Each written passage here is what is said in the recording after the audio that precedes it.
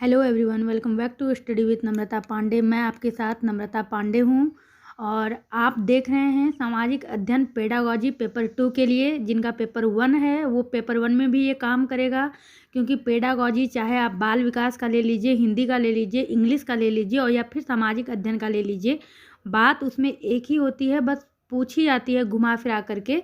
तो दोनों पेपर के लिए अति महत्वपूर्ण है। मैंने पेडागॉजी सामाजिक अध्ययन का एक क्लास कल लिया हुआ है, मैं डिस्क्रिप्शन बॉक्स में या फिर आई बटन पर दे दूंगी या फिर इस वीडियो के एंड में मैं लगा दूंगी, आप लोग उसको देख लीजिएगा। मैंने प्लेलिस्ट नहीं बनाया है, मैं प्लेलिस्ट भी बना दूंगी। कम से कम इस तरह के 10 क्लास अगर आप लोग देख लेते हैं तो 15 से 20 नंबर आपका पक्का है, क्योंकि 60 नंबर का जिस तरह आप जानते हैं सामाजिक अध्ययन में पूछा जाता है, तो 60 नंबर में 20 से 22, आप 22 से 25 भी रख सकते हैं, क्योंकि 2-3 प्रश्न आपको ऐसा मिलेगा सामाजिक अध्ययन में कि आपको पेडागॉजी और आपके बुक से बिल्कुल मिलता जुलता नजर आएगा। तो आप 20 से 25 क्वेश्चन ये समझ लीजिए कि सामाजिक अध्ययन के पेडागॉजी से ही पूछा जाता है। तो ये महत्वपूर्ण क्लास है। तो चलिए क्लास को शुरू करते हैं। जो नए हैं वो चैनल सब्सक्राइब कर लीजिएगा, प्लेलिस्ट चेक करिएगा, आपको सामाजिक अध्ययन के टॉपिक भी मिल जाएंगे, हिस्ट्री, ज्योग्राफी या फिर राजनीतिक एवं सामाजिक जीवन, नोट्स वगैरह सब कुछ मैंने वहाँ पर उपलब्ध कराया है। आगे बढ़ते हैं। आज का पहला क्वेश्चन है, निम्न में से कौन सी शिक्षक सहायक सामग्री महाद्वीपों के अनुपातिक क्षेत्र व आकार को दर्शाने के लिए सबसे अधिक उपयुक्त है? तो प्रश्न को समझना है, और अगर पेडागॉजी के प्रश्न को बस समझना होता है, अगर प्रश्न को आप आराम से समझ जाते हैं तो आंसर आप तुरंत दे दीजिएगा। देखिए इसमें क्या कहा जा रहा है। सबसे पहले शिक्षण सहायक सामग्री की बात हो रही है। सामग्री महाद्वीपों के अनुपातिक क्षेत्र व आकार को दर्शाने के लिए सबसे अधिक उपयुक्त है। तो सबसे पहले महाद्वीप को हमें दिखाना है, जिसके लिए हमें पूरा पृथ्वी को समझना होगा, पूरे पृथ्वी को हमें दिखाना होगा। शिक्षक सहायक सामग्री के रूप में क्लास में अगर शिक्षक महाद्वीप के अनुपातिक क्षेत्र और आकार को दर्शा रहे हैं कि ये महाद्वीप सबसे बड़ा है, ये महाद्वीप सबसे छोटा है, क्या इसका क्षेत्र है, क्या इसका आकार है, क्या इसका अनुपातिक क्षेत्र है, तो इसके लिए शिक्षक सहायक सामग्री में उस शिक्षक को पूरे पृथ्वी की आवश्यकता होगी, उसमें क्षेत्र आकार सब कुछ समझाने के लिए। और ये जो ग्लोब है 3 नंबर आपका, ये महाद्वीप के अनुपातिक क्षेत्र के आकार को दर्शाता है। यह गोलाकार होता है जिस तरह के आप लोग जानते हैं, और ये पृथ्वी और अन्य उपग्रहों जैसे चंद्रमा का ही एक प्रतिरूप है ये ग्लोब। तो महत्वपूर्ण आपका है ग्लोब। तो ये आपको दिमाग में रखना है। शिक्षण सहायक सामग्री में महाद्वीप को लेकर अगर कोई बात पढ़ानी है तो ग्लोब आ जाएगा, क्योंकि महाद्वीप पूरे पृथ्वी पर, पृथ्वी के पोस्टर से नहीं होगा, ग्लोब से ही होगा। दूसरे प्रश्न पर आएंगे। दूसरा प्रश्न है आपका, राष्ट्रीय स्तर पर सामाजिक विज्ञान की पुस्तक की निम्नलिखित में से कौन सी सर्वाधिक महत्वपूर्ण विशेषता है? राष्ट्रीय स्तर पर सामाजिक विज्ञान की पुस्तक की, तो चूँकि सोशल साइंस का ये पेडागॉजी है तो सामाजिक अध्ययन का अधिक चर्चा होगा। देखिए इसमें चारों के चारों आपको उपयुक्त ही नजर आएंगे, सबकी विशेषता कुछ ना कुछ होगी, लेकिन यहाँ पर प्रश्न है सर्वाधिक महत्वपूर्ण विशेषता। तो पहला है आपका, इनमें अधिक लंबी पाठ्य सामग्री शामिल नहीं होनी चाहिए, क्योंकि लंबी पाठ्य सामग्री को याद करने में बच्चों को परेशानी होगी। अब देखिए आपको यहाँ पर ये समझना है, जब याद करने की बात आ जाए तो जैसे ही याद की बात आती है वो ऑप्शन नहीं होगा। दूसरा ये है कि उसे स्पष्ट और व्यवस्थित रूप से सूचना उपलब्ध करानी चाहिए ताकि याद करने में मदद मिल सके। फिर ये गलत होगा, क्योंकि याद रटना ये सब नहीं है आपके बाल केंद्रित शिक्षा के अंतर्गत, और अब यही शिक्षा ध्यान में रखते हुए आगे बढ़ना है। तीसरा आप देखेंगे, इसे ऐसा होना चाहिए ताकि सभी सामाजिक समूह इसके साथ संबंधित हो सके, यही महत्वपूर्ण है आपका।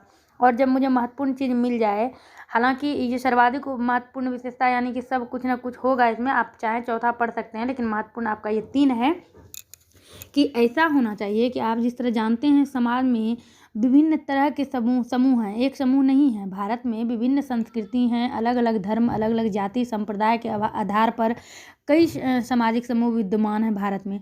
तो उस सामाजिक विज्ञान की पुस्तक में इस तरह का होना चाहिए टॉपिक, कंटेंट, कि किसी भी जाति धर्म के लोगों को पढ़ने में हीन भावना महसूस ना हो, किसी उच्च धर्म उच्च जाति के लोगों का अधिक से अधिक वर्णन हो जाए तो नीचे जाति निम्न जाति के लोग अपने शर्मिंदगी महसूस करें, ऐसा नहीं होना चाहिए।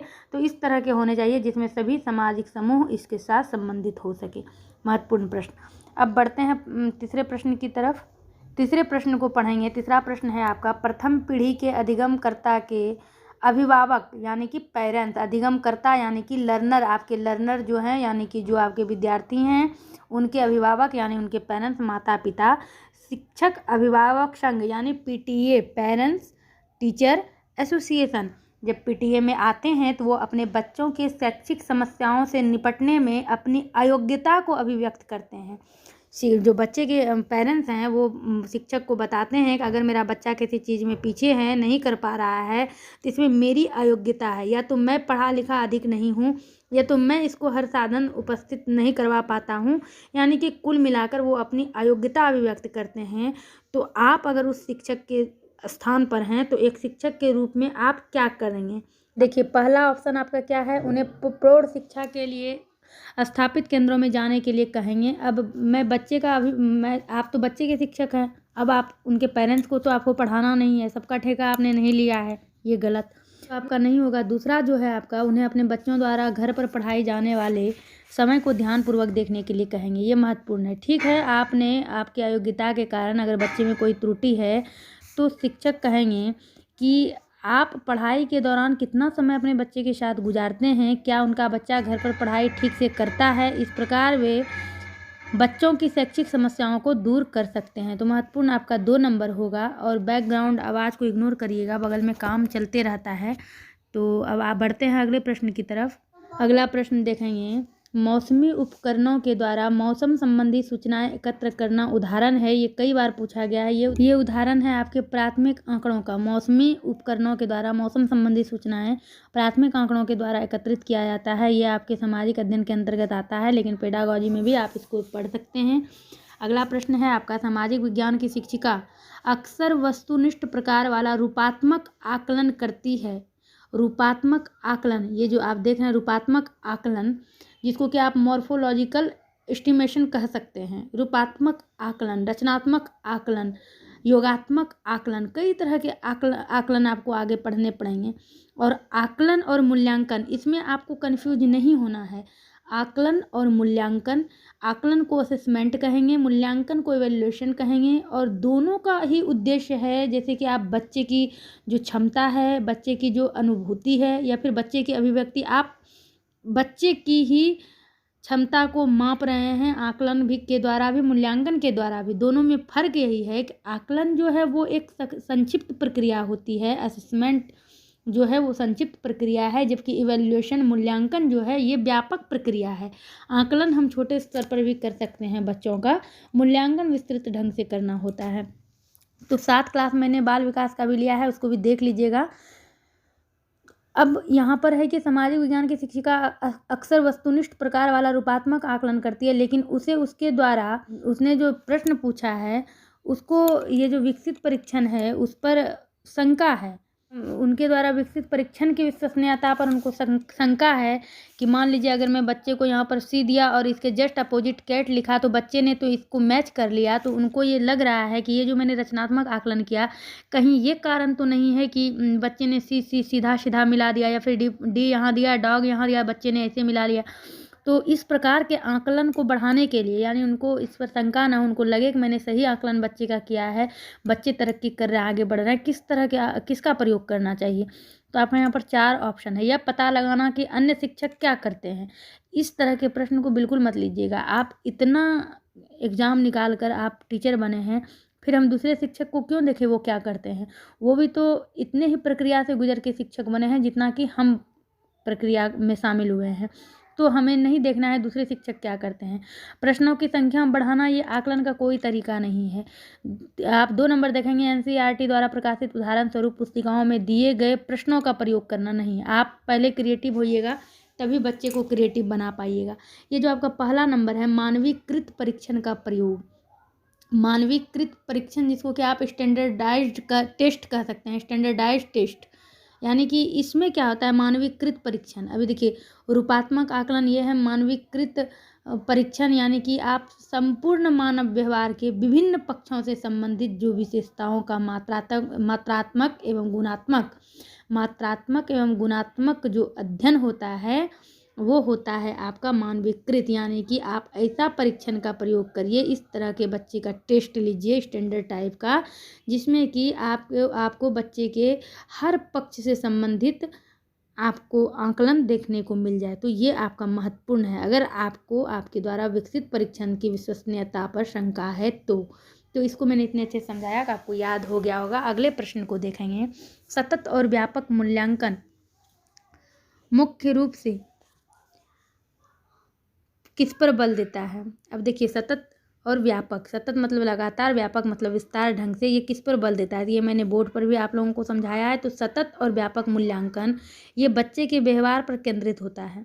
ये हमेशा याद रखिएगा, बच्चे का व्यवहार क्या है, इसके लिए आपको सतत और व्यापक मूल्यांकन काम आता है और इस पर जोर देना होता है। तो जहाँ पर आपको बच्चे के सुधार नहीं होगा, मस्तिष्क, हृदय और हाथ पर नहीं होगा सतत व्यापक मूल्यांकन, डॉक्टरी नहीं करना है, यहाँ हमें सिर्फ बच्चे का मूल्यांकन करना है। और बस एक लाइन आप दिमाग में रखिए, सतत एवं व्यापक मूल्यांकन मुख्यतः बच्चे के व्यवहार पर केंद्रित होता है और इसका मुख्य उद्देश्य है विद्यालय में बच्चों के सभी पहलुओं का मूल्यांकन करना। और ये निरंतर जब चलने वाली प्रक्रिया है तो सतत है, यानी कि आपका 2 नंबर हो जाएगा। अति महत्वपूर्ण ये प्रश्न है आपका, इसीलिए इसको ध्यान जरूर दीजिएगा इस पर। अगर सिर्फ और सिर्फ इस वीडियो को भी देख लेते हैं, कोई प्रैक्टिस सेट आपको करने की आवश्यकता नहीं है। अगले प्रश्न को देखेंगे। विज्ञान को बच्चों को के साथ लैस करना चाहिए। लैस मतलब कि आप इसको समझिए इक्विप, लैस मतलब इक्विप, इसका अर्थ ये भी कह सकते हैं सजा हुआ, यानी कि सामाजिक विज्ञान को बच्चों को किसके साथ लैस करना चाहिए। तो कितना महत्वपूर्ण ये प्रश्न है। जैसे कि जेंडर के बारे में, सामाजिक नियमों का पालन करने की योग्यता, नहीं, जेंडर की तो बात ही नहीं करनी है। सामाजिक दबावों को झेलने की योग्यता, इस तरह की बातों से बिल्कुल मुक्त है आपका पेडागॉजी, शिक्षा शास्त्र। जिससे कि बच्चों पर लगे कि किसी प्रकार का दबाव है, इस तरह का कोई बंधन है, तो वो आंसर नहीं होगा। स्वतंत्र रूप से चिंतन करने की योग्यता, ये बिल्कुल पॉजिटिव है, क्योंकि सामाजिक विज्ञान से बच्चों में स्वतंत्र रूप से सोचने की क्षमता विकसित होती है। यह व्यक्ति तथा समाज के संबंध को दर्शाता है। सामाजिक विज्ञान में आप इतिहास भी पढ़ते हैं, आप भूगोल भी पढ़ते हैं, आप सामाजिक राजनीतिक जीवन भी पढ़ते हैं। इसमें क्या होता है कि व्यक्ति को बेहतर मानवीय मूल्यों को सीखते हुए एक अच्छा नागरिक बनने का प्रयास करता है, क्योंकि वो सब तरह के सब्जेक्ट को समझ रहा है। तो महत्वपूर्ण आपका 3 नंबर हो जाएगा। अगले प्रश्न को देखेंगे।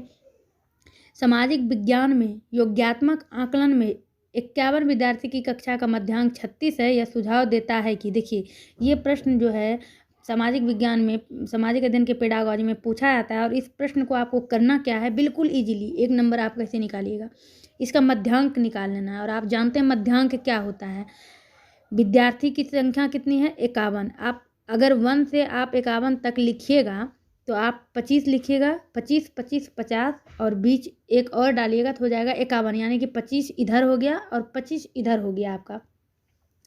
25, 25, 50, 51 आपका बीच में हो गया। क्या है कि जब बीच वाला जो नंबर है 25 इधर आपने डिवाइड किया, 25 इधर, 25 इधर, जो बीच में नंबर आया 51वां नंबर, तो आप इसमें ये कह सकते हैं कि ये 25 विद्यार्थी कम अंकों वाला इधर रह गया, यानी मध्यांक वही हो गया। मध्यांक आपने मैथ में भी पढ़ा होगा कि मध्यांक जो है वो मध्य का ऐसा अंक होता है जिसकी गणना प्राप्त अंकों के घटते या बढ़ते क्रम में रखकर की जाती है।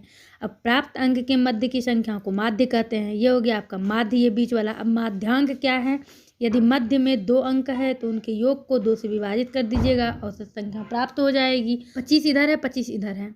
अब क्या कहता है, विद्यार्थियों की कक्षा का मध्यांक 36 है। 36 है तो इससे तो ऊपर ही जाएगा, 25 से तो ऊपर ही जाएगा, 36 तो इधर आएगा ही नहीं।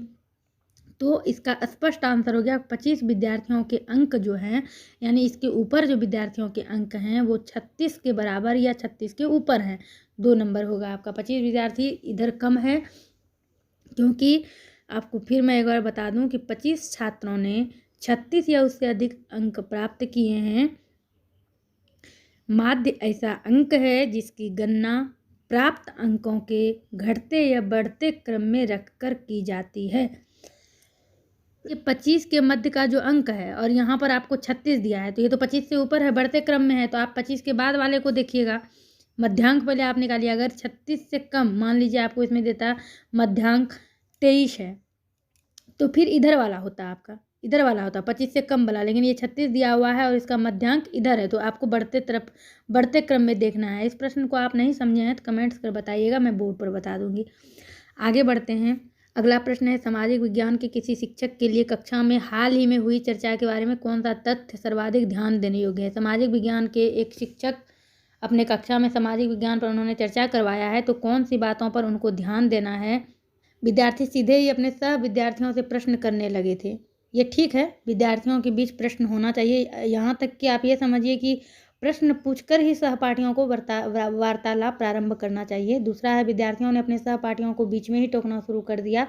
कोई विद्यार्थी दूसरे विद्यार्थियों से पूर्ण रूपेण सहमत नहीं था। पूर्ण रूपेण सहमत की बात तब आएगी जब एक विद्यार्थी पूरा बोल लेगा, तो ये इसको अभी नहीं ध्यान देना है। बोल लिया तो ठीक है, टीचर को देखना है कि किस बात पर अधिक ध्यान देना था। दूसरा है, विद्यार्थियों ने सह विद्यार्थियों की बात सुनने से बिल्कुल मना कर दिया, यानी कि जैसे ही इसने बोलना शुरू किया दूसरे ने इसको टोक दिया। कुल मिलाकर बात कहाँ आ जाती है, बीच में ही टोकना शुरू कर दिया, तो ये आपका 2 नंबर हो जाएगा। आगे बढ़ते हैं। ये देखिएगा प्रश्न, सामाजिक विज्ञान में सर्पिल पाठ्य चर्चा का निम्नलिखित में से कौन सा लाभ है। बस आपको यहाँ पे क्या समझना है कि ये सर्पिल पाठ्य चर्चा क्या है। सर्पिल पाठ चर्चा, सर्पिल यानी कि सर्पिल का आप समझ रहे हैं, जिसको कि आप स्पाइरल कह सकते हैं। सर्पिल ये हुआ इस आकार से इसको कहते हैं हम लोग सर्पिल। तो इस पाठचर्या में निम्नलिखित से कौन सा लाभ है, तो पहला जो आप देख रहे हैं यही लाभ है। गहन समझ के साथ एक लंबी समयावधि के लिए संकल्पनाओं का संधारण, यानी कि इसका मतलब ये हुआ कि इसको स्पाइरल जो कहते हैं, इसमें क्या है कि इसमें कोई भी सिद्धांत को आप लंबे समय तक याद रख सकते हैं। इसको आपने पढ़ा, ये पढ़ते पढ़ते, क्योंकि ये सर्पिल पाठ्य चर्चा है, यहाँ पर जब आप आते हैं फिर यहाँ से आपको गुजरना होता है। यहाँ से आप गुजर रहे हैं, यहाँ से फिर आप दोबारा आएँ, फिर आप यहाँ इस तरह तीसरे लाइन में घूमें तो फिर यहाँ पर आप आएँ। बार बार एक चीज़ से टकरा रहे हैं जिसको आपने पढ़ा है, यानी कि जो सिद्धांत को आपने पढ़ा है वो लंबे समय तक याद रखा जा सकता है, विषय को अधिक गहराई में समझा जा सकता है। यह शिक्षा का ऐसा मॉडल है जिसमें विषय के विविध भागों की पुनरावृत्ति के माध्यम से सिखाया जाता है। बार बार, जब ये सर्पिल ही कहा जा रहा है, जब ये सर्पिल ही है तो बार बार एक ही जगह से घूमना है हमें, तो ये बहुत ही महत्वपूर्ण है। यानी कि गहन समझ के साथ लंबे समय अवधि के लिए इस संकल्पनाओं को, इस कंटेंट को याद हम लोग कर सकते हैं। अगला प्रश्न देखेंगे, अभिवृत्ति और मूल्यों का आकलन करते समय सामाजिक विज्ञान के शिक्षक निम्नलिखित में से किस विवरण संकेत को अधिभार दे सकते हैं। अधिभार मतलब आप समझ लीजिए, अधिभार यानी कि सरचार्ज, यानी कि आप ये कहिए सरचार्ज यानी अतिरिक्त कर। अभिवृत्ति और मूल्यों का आकलन करते समय सामाजिक विज्ञान के शिक्षक को किस विवरण संकेत को अधिभार दे सकते हैं, यानी कि दूसरे के विचारों को निष्क्रिय रूप से स्वीकार करना। नकारात्मक प्रश्नों को हटा दीजिए, निष्क्रिय की कहीं बात ही नहीं होगी। प्रश्न पूछने के लिए स्वतंत्र महसूस करना, महत्वपूर्ण। दूसरे बच्चों के साथ श्रेय कर साझेदारी न करना, फिर ये नकारात्मक। रोजाना शिक्षक का अभिवादन न करना, इसके लिए कोई अतिरिक्त कर नहीं होगा। बच्चे को जो है, बच्चे के मूल्यों तथा अभिवृत्ति का आकलन करते समय सामाजिक विज्ञान के शिक्षक को इस बात का ध्यान देना चाहिए कि बच्चे प्रश्न पूछने में स्वतंत्र महसूस कर रहे हैं या नहीं। इससे विश्लेषण करने की क्षमता का विकास होता है और विषय को आसानी से समझा जा सकता है। तो महत्वपूर्ण क्या है, ये तीनों आपको इस तरह के प्रश्न पूछे तो आप लोग तो करके ही आएंगे, क्योंकि देखिए तीनों नकारात्मक है, एक सकारात्मक है, तो यही होगा। कहीं कहीं कोई प्रश्न अगर समझ में ना आए तो आपको सिर्फ ऑप्शन पे फोकस करना है, कौन सा सकारात्मक लग रहा है, कौन सा नकारात्मक। बस ध्यान ये देना है कि जिस तरह ये प्रश्न में नहीं है तो इस तरह का नहीं होना चाहिए। क्या पूछ रहा है प्रश्न। अगले प्रश्न पर बढ़ेंगे। निम्न में से कौन सा केंद्रीय माध्यमिक शिक्षा बोर्ड के फॉर्मेटिव मूल्यांकन के लिए सुझाव नहीं है। फॉर्मेटिव मूल्यांकन क्या होता है, जिसको कि फॉर्मेटिव यानी औपचारिक मूल्यांकन। तो ये केंद्रीय माध्यमिक शिक्षा बोर्ड यानी CBSE ने फॉर्मेटिव, जिसको कि आपने रचनात्मक भी पढ़ा था थोड़ा देर पहले, रूपात्मक पढ़ा था, तो इसमें जो है ये जो दिया हुआ है स्रोत आधारित विश्लेषण, ये सही है। मॉडल और चार्ट के द्वारा आप पढ़ा सकते हैं, ये भी सुझाव दिया हुआ है NCERT CBSE ने।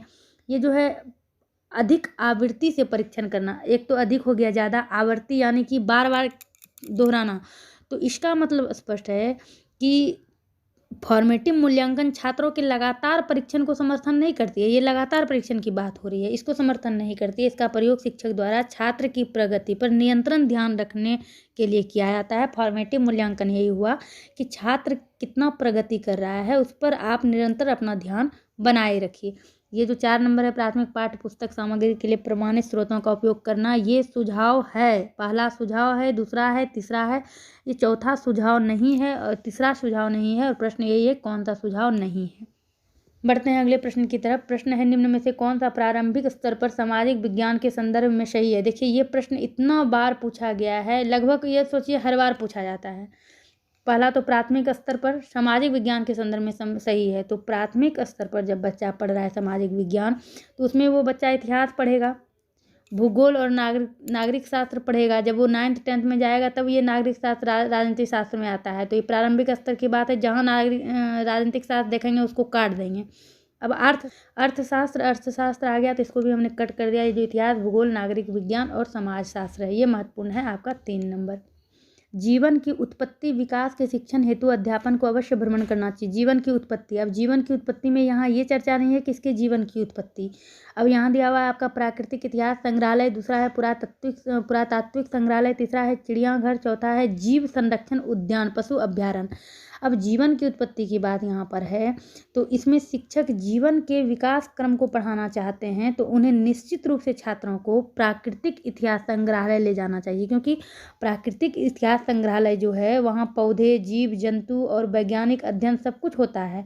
यानी कि यही आपका सही है, प्राकृतिक इतिहास संग्रहालय। अलग अलग चीज़ों को न देखकर जिसमें कि सब कुछ शामिल हो वो देखना है।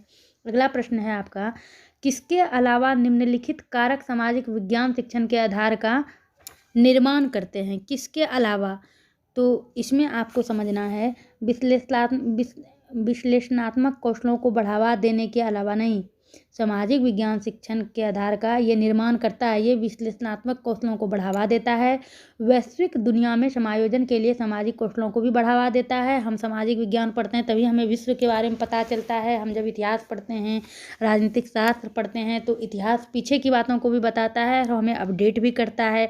हमें भूगोल से पता चलता है कौन सा द्वीप कहाँ पर है, हमें इतिहास से पता चलता है कहाँ के राजा महाराजा किस प्रकार के होते थे। और पाठ्य सामग्री सूचनाओं को स्थानांतरित करना और समाज की आलोचनात्मक समझ विकसित करना, तो इसमें क्या है, किसका निर्माण करते हैं, तो इसका महत्वपूर्ण है आंसर, ये जो है पाठ्य सामग्री सूचनाओं को स्थानांतरित करना। इसका जो है ये समाज के आलोचनात्मक समझ को भी विकसित करता है। समाज में अगर किस तरह की आलोचनाएं होती है, क्या करने से आलोचना की जाती है, तो ये सभी, ये पहला, दूसरा, तीसरा, ये सभी सही है। लेकिन ये जो पाठ्य सामग्री की सूचना है, ये जो है पाठ्यक्रम के माध्यम से सिर्फ नहीं पढ़ाया जा सकता है, सिर्फ सिलेबस के माध्यम से आप नहीं पढ़ा सकते हैं। आप बच्चे को बाहरी ज्ञान से आपको जोड़ना है, ये पता है आपको, तो सिर्फ और सिर्फ पाठ्य सामग्री है तो इसका निर्माण के आधार पर निर्माण, इसके अलावा सभी कारणों का, सभी जो कारक हैं उसका निर्माण करते हैं। आगे बढ़ेंगे। ये प्रश्न है, लोकतांत्रिक राजतंत्र पढ़ाते समय सामाजिक विज्ञानों की शिक्षिका अपनी कक्षा से बातचीत करने के लिए स्थानीय कॉलेज से राजनीतिक विज्ञान के विशेषज्ञ को आमंत्रित करती है। एक शिक्षिका जो कि सामाजिक विज्ञान की टीचर है, वो अपने कक्षा में बच्चों को एक बिल्कुल ट्रेंड, यानी कि जो राजनीतिक विज्ञान के विशेषज्ञ हैं, स्पेशलिस्ट हैं, उनको एक स्थानीय कॉलेज से बुलाती है, आमंत्रित करती है कि बच्चों को जो है कुछ सामाजिक विज्ञान पर चर्चा किया जाए, उनको बताया जाए। इससे पहले विशेषज्ञ उसकी कक्षा में बातचीत करे। शिक्षिका को निम्नलिखित में से किसकी साझेदारी उनके साथ करनी चाहिए। वो बातचीत करना शुरू करे तो शिक्षिका को किसकी साझेदारी करनी चाहिए, ये महत्वपूर्ण है।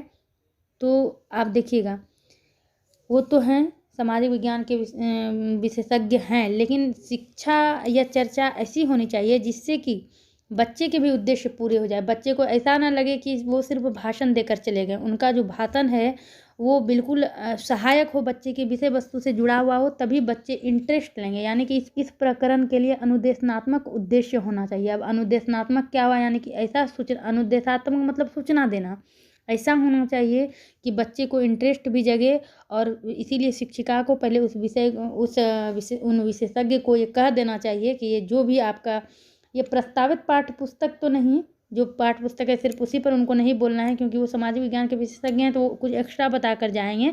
इसीलिए ये आरक्षित श्रेणी वगैरह तो नहीं ही होगा, ये 4 नंबर ही आपका होगा। अनुदेशात्मक उद्देश्य यानी सूचना देना, ऐसा सूचना देना प्रकरण के लिए जो बच्चे का उस विशेषज्ञ द्वारा दिए जाने वाले भाषण में सहायक हो बच्चे के लिए, ये ध्यान रखना है। अगला प्रश्न है आपका, एक कक्षा में कुछ आदिम जनजाति के बच्चे भी शामिल हैं तथा इसके कारण उस कक्षा में सांस्कृतिक विविधता का माहौल है। शिक्षक द्वारा प्रभावी ढंग से इस्तेमाल करने हेतु निम्नलिखित में से कौन सा तरीका सबसे उपयुक्त है? तो इसमें ज़्यादा कुछ नहीं है, ये महत्वपूर्ण है आपका। विद्यार्थियों से अपनी संस्कृति और उनके द्वारा सबसे अधिक मूल्यवान अथवा सम्मानित बिंदुओं से जुड़े प्रकरणों पर क्रियाकलाप शोध करने के लिए कहेंगे।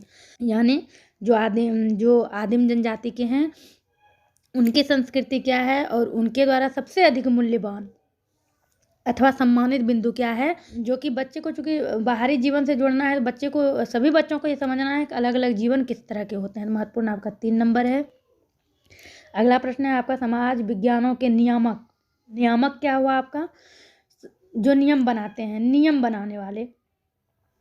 तो समाज विज्ञान के जो नियामक हैं, जो नियम बनाने वाले हैं, वो मानदंड संबंधी आयाम निम्नलिखित आयामों में से किसे शामिल करते हैं? वो प्रासंगिकता को शामिल करते हैं। समानता, उपयोगी, अकाट्यता नहीं, प्रासंगिकता। क्योंकि नियामक आयाम शिक्षा माध्यम से छात्रों की सामाजिक नियमों को आत्मसात कराया जाता है। समाज का क्या नियम है वो बच्चे के अंदर आत्मसात क्या कराया जाता है, और वो प्रासंगिकता हो, बच्चे उसमें इंटरेस्ट लेंगे तभी बच्चे किसी चीज़ को आत्मसात कर सकते हैं। तो ये आपका प्रासंगिकता हो गया। अगला प्रश्न है, निम्नलिखित में से कौन सी अन्योन यानी कि पारस्परिक, अन्योन आपने पढ़ा है, अन्योन आप कह सकते हैं जिसको इंटरडिपेंडेंट यानी कि आपस में एक दूसरे से जुड़ा हुआ, तो निम्नलिखित में से कौन से अन्योन पारस्परिक अधिगम की विशेषता है?